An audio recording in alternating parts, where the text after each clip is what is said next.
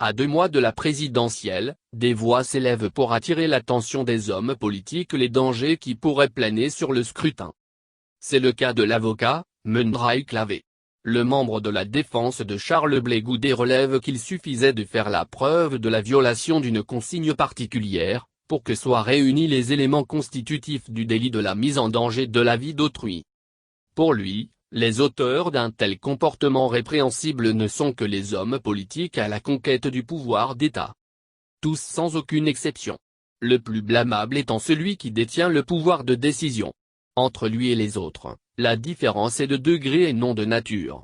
Comment dans un contexte actuel où l'atmosphère préélectorale augure des violences certaines avec ses conséquences macabres, l'on peut rester insensible en maintenant la date du scrutin présidentiel du 31 octobre 2020 ?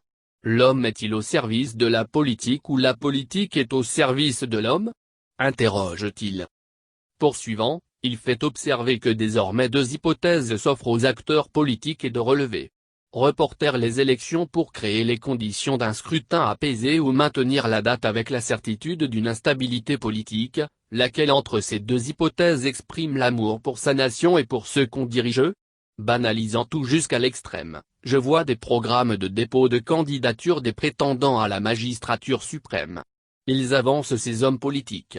Ils avancent en créant les conditions du chaos. Ils s'en foutent.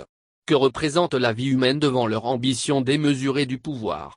1000 morts à droite, 10 000 morts à gauche. L'essentiel c'est la conservation ou la conquête du pouvoir d'État. Le reste est de moindre importance. Mundrai, qui est un adepte de la génération de rupture, la G.R, demande aux hommes politiques de lui faire comprendre chaque jour que le peuple est le prostitué de la politique. Car selon lui, chacun y prend son lait quand il ambitionne d'exercer un mandat public et de lancer. Sachez qu'une machine d'éveil des consciences est allumée dans le cœur des jeunes gens. Elle ne s'arrêtera pas jusqu'à son accomplissement d'une Afrique nouvelle. D'ici là, continuez de marcher sur les morts et étanchez votre soif avec le sang de ceux que vous prétendez défendre si tel est l'objet secret de votre mission.